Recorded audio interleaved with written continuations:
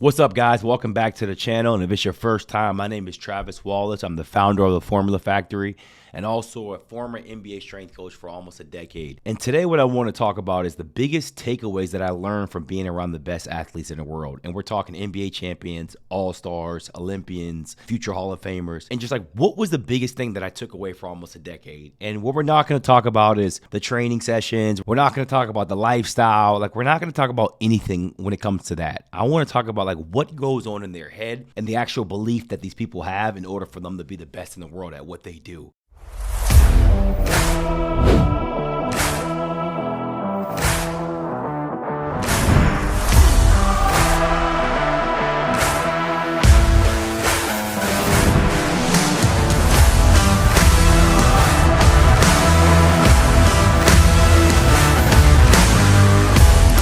Everybody damn near plays sports as a kid growing up. So everybody wants to be an NBA player, NFL player for the most part. And it's just like, when I was around them, there were so many questions that I had. Like, how did you get to this point? Like, what made you so elite? How did you step away from looking at it, from being mediocre and force yourself into greatness at such a young age? Because I think that is one of the craziest things that I think when it comes to like being around professional athletes is like, when did this click for you? You were going to be the best in the world at what you did. So I'm going to kind of get into that, and I'm just going to take 5 takeaways that I learned over the course of a decade of just being around some of the best athletes in the world. The first takeaway that I want to speak about is the power of the subconscious mind. And the reason I want to speak on this is because when you're around these types of athletes, like, they truly believe that they can do anything. And the reason that it's so strong is because they've ingrained it in their head. I remember many times where I asked players, like, when did you know that you were making it to the NBA? They was never solely focused. Like, obviously the NBA was the goal. Like, that's what they wanted, but they were so focused on the day-to-day activities that they knew that it took to be the best basketball player in the world, that they just did those types of things. What happens is their subconscious mind started to believe that they were actually that athlete or that person or that future NBA star. Like, their mind started believing it because they took all the actions that person would do. And I always go back and I look at myself. I'm like, I wanted to be an NBA player. Like, why wasn't I? But I can't remember me just taking the day-to-day actions and ingraining it into my subconscious mind that I was going to be that. And I think you wanted it, as we all want certain things in our lives, but like, when does it come to the point that we just like ingrain it in our subconscious minds that we believe it, regardless if it's so far-fetched, regardless if it seems impossible? At what point do we believe that, like, no matter what, I'm going to make this happen? And all of a sudden your subconscious mind believes it and it becomes your reality. A lot of times people look at their skills and they see like, yo, these people are so talented, but it gets to a point where it's like they just re-engineer their mind to believe that they can do anything. So like, their skills are obviously above the majority of people, but like I said, it goes back to the mind and what they believe, that they believe that they can do it. It doesn't seem impossible to them. And that's why the biggest thing that, like, when it comes to subconscious mind, it's like they've ingrained it so much that nothing feels impossible. And I like to correlate this to like men who struggle with fitness that I help all the time, especially like busy men and entrepreneurs, CEOs and business owners. It's like their subconscious mind doesn't believe that they can be a fit individual. So a lot of times you hear like, I'm too busy, or, I have this project going on, or like, I just don't have time for my fitness goals. And the reason is that they're struggling so much is because their subconscious mind truly doesn't believe that they should be an in-shape person,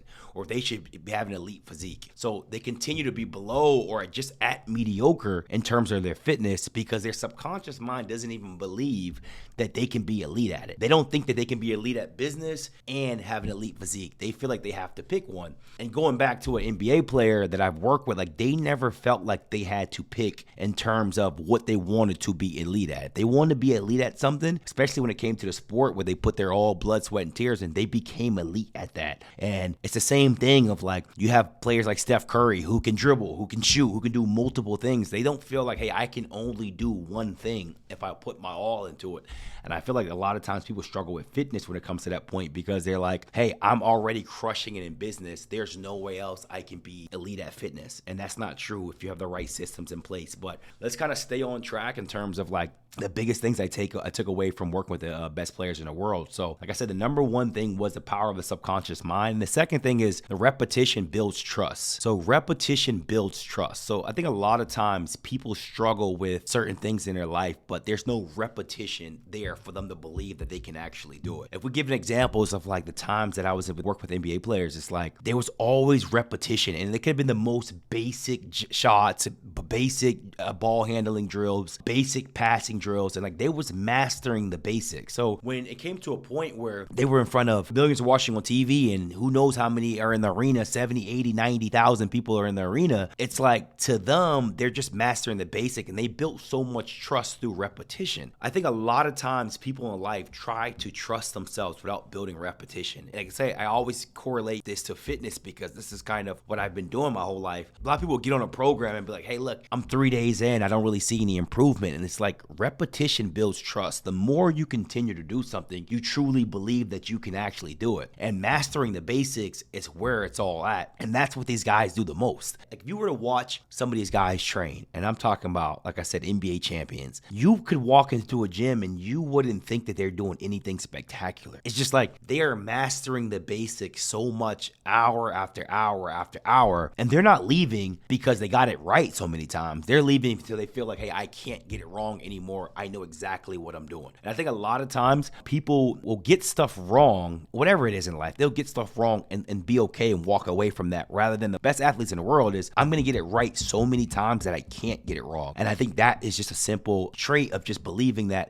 repetition builds trust. I'm going to rep this over and over and over again. And like I said, when I take it back to fitness, I think a lot of people will come on a program or eat a certain way, and you not understand you have to build repetition in it so you can build trust within yourself. And the more repetition you have in anything in life, that's where you build trust. The subconscious mind starts to believe that you can actually do it through repetition. So the first two, like I said, the power of subconscious mind, and then understanding that repetition builds trust. The third biggest takeaway that I learned from being around these guys is the clock resets at midnight. And what does that mean when you talk about the clock resets at midnight? Every single day, regardless of what happened yesterday, a win, a loss, a bad game, a great game, as soon as midnight comes, everything resets. So when I say that, it's regardless of the outcome that you had yesterday, are you able to reset at midnight? So when the clock hits midnight, are you still celebrating the win from yesterday? Or are you still down about the loss? And they don't have that mentality. It's like every day is a new day, and every day has its own challenges, and I have to compete against those challenges, whether it's myself or another team or whatever it may be. So a lot of times you see an athlete have a great game, and then they have a post conference and they're already mellowed back because the game's over in their eyes. It's already over. It's like, hey, look, we're going to speak on it, but I understand tomorrow's a big day. We have a new opponent. I have to get ready for that. I have to start recovery. They're already moving on to the next thing. And I think a lot of times humans in general stay stuck on the wins or the losses. It's always that saying, you're never too high or never too low. You're always even kill. And that's what the best players in the world are. They are always even kill at all times, regardless of what may have happened the day before or yesterday. And this is a big component that I see, always correlated to the people I train, the people I help through fitness. It's like, let's say you have a bad weekend, you go out partying or, whatever it may be, you had a lot of drinks at a business meeting, whatever it may be. When the next day hits, let's say that Monday hits, it's a new ball game. And I think a lot of times people dwell on the things that they've been through over the course couple of days, and it's like, well, I already threw it away. There's no way I can win anymore. And that's not how the best athletes in the world think. They think every day's a new day, regardless of what has happened. I'm going to wake up the next day and I'm going to try to win. And I think if people can stack on these types of traits, they will start to see success at a very high level that these people see. And regardless of whatever you do, business, fitness, family, whatever it is, if you take some of these 5 traits and understand how powerful they are and why these athletes continue to succeed, it's simple things like this that I took away from it. So like I said, the power of subconscious mind, repetition builds trust, the clock resets at midnight. So the fourth takeaway that I learned is the power of their environment. So I can really speak to this because I was a strength coach for athletes, right? I was the one who,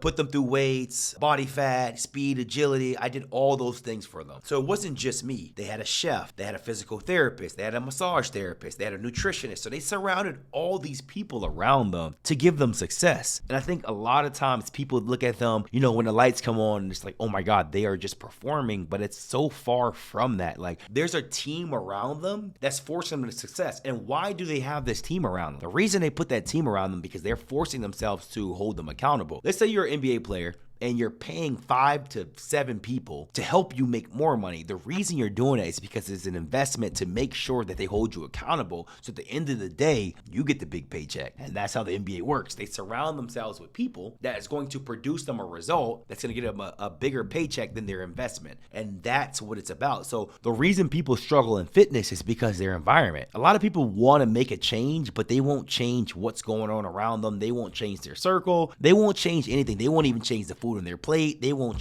start getting active. They want something, but they're not willing to change their environment in order to get the result. It's one of those things like you hear people say, like, if you want to get fit, go hang around fit people. If you want to learn how to build a business, you go hang around people who've built a business. It's kind of the same concept that they do. They want a certain result. They want to make more money. They want their career to last longer than the average athlete. So what do? They invest. They hire people around them to force them to succeed. Those people have one job. Make sure I stay healthy. Make sure I'm eating the proper nutrients. Make sure my muscles are not tight. Whatever it may be, these people are surrounding them to help them perform at all times. And that's why I think the environment and the power of your environment is so important, because these are people who hold you accountable to make sure you get the result. So what you see is a lot of people who want to become elite at fitness. They're tired of the pain that they feel from being overweight or out of shape or just feeling like they're letting themselves go. They hate looking in the mirror.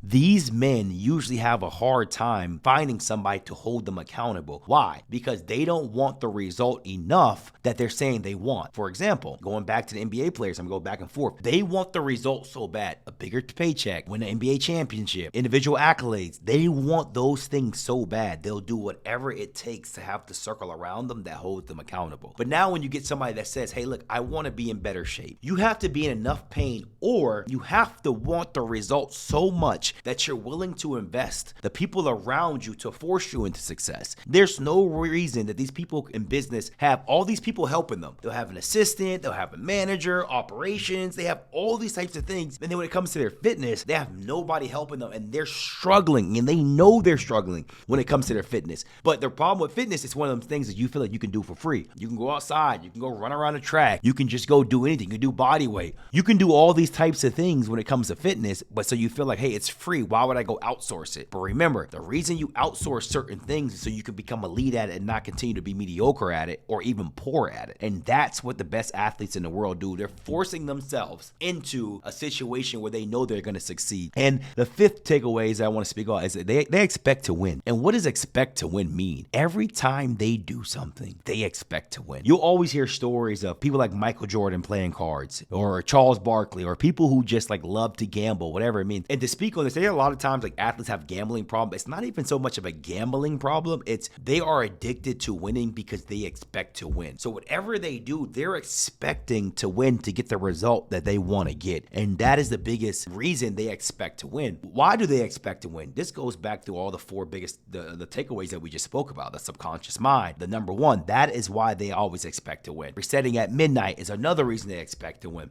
Repetition builds trust. They're repeating that process over and over again so that repetition can build trust, and they believe that they're going to win. They build an environment around them. So they're doing all these things, and this is why they expect to win. And when it comes to fitness, a lot of men don't expect to win. They get on a program, they half-ass it, and it's like wondering why it's not working for me. Oh, well, this doesn't work, or maybe it's me. Maybe I'm past my prime. It's like, no, you're not expecting to win at this, so you're not going to win. But when you take an approach like an elite athlete and you expect to win at whatever you decide to put your mind to, that's when you have a chance to win. And that's when you will win. Hell with a chance. You will win when you decide in your head that you're going to win at this. And that is the last takeaway that I want to speak about, is you have to expect to win at whatever you do. And that's what they do. So when you see the NBA finals and you got both teams, the two best teams in the world playing each other, both teams expect to win. You can be the underdog. You feel like I'm here for a reason, so I expect to win. So that's the same approach that I think people lack when it comes to their fitness. It's like, I don't expect to win. I'm going to do it. I'm going to put my foot in the water and test it, see if it's cold, see if it's hot. That's not expecting to win. Expecting to win is jumping in, going all in,